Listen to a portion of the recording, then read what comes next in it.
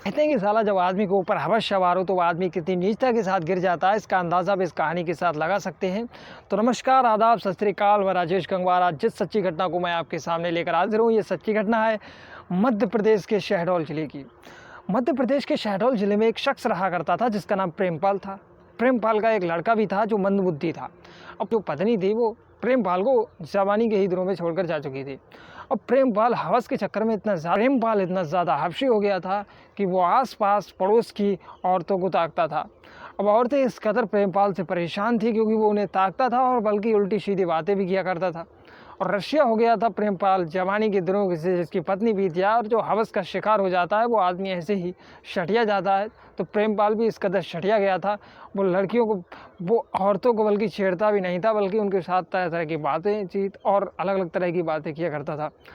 अब वो औरतें इससे कतर प्रेमपाल से परेशान हो चुकी थी। वो अपने घर वालों से कहती हैं कि प्रेमपाल को समझा लो, नहीं तो हम प्रेमपाल को बहुत मारेंगे। प्रेमपाल हमसे उल्टी सीधी बातें करता है और उल्टी सीधी हरकतें भी करता है। अब प्रेमपाल के घर जाकर वो सब मोहल्ले वाले लोग जाते हैं और प्रेमपाल से कहते हैं कि प्रेमपाल अपनी ये आदत सुधार लो, अगर तुम्हारी ये आदत नहीं सुधरी तो हम तुम्हें जान से मार देंगे और पता भी नहीं चलेगा तुम कब मर जाओगे।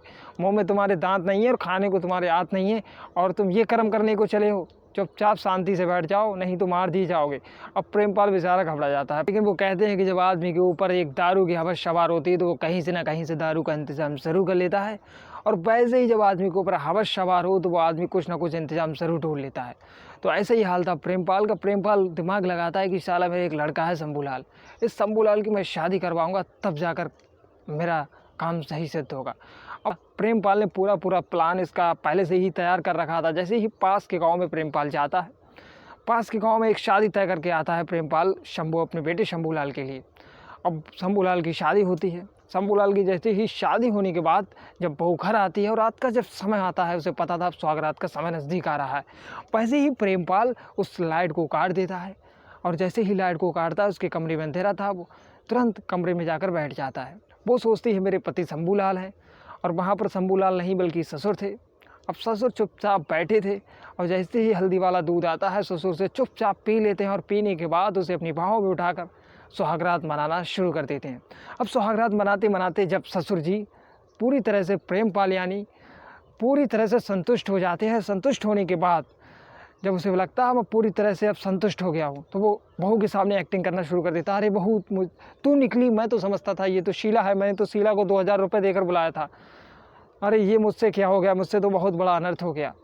अरे मैं अब जी नहीं पाऊँगा, ये है वो। उसने मार तरह की बातें पढ़ाई। तो वो कहती कोई बात नहीं ससुर जी, ये तुमसे जाने अनजाने में हो गया है, इसमें तुम्हारी कोई गलती नहीं है। वो सोचते हैं कोई बात नहीं ससुर जी, ये तुमसे जाने अनजाने में हो गया है, कोई बात नहीं।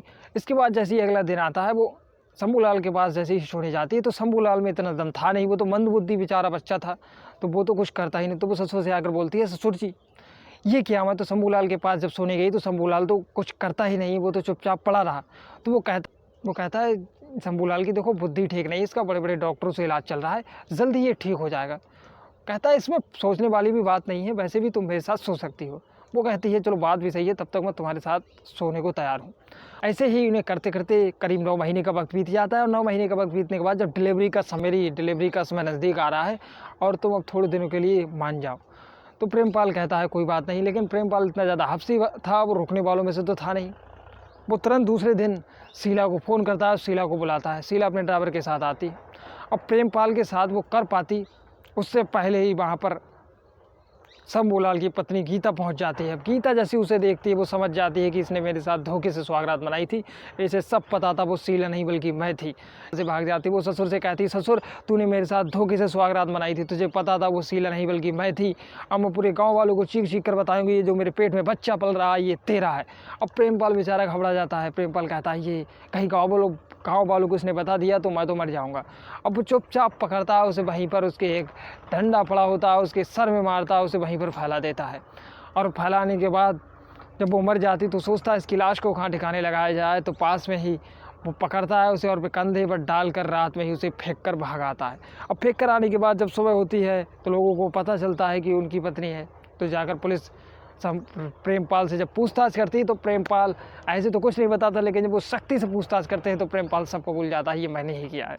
पुलिस से गिरफ्तार करके जेल में डाल देती है। लेकिन आप इस प्रेमपाल के बारे में क्या कहना चाहोगे जिसने अपनी बहू के साथ धोखे से सुहागरात मनाया? आप इस सच्ची घटना के बारे में क्या कहना चाहोगे? नीचे कमेंट बॉक्स में ज़रूर बताना। मिलते हैं एक और नई सच्ची घटना के साथ। जय हिंद।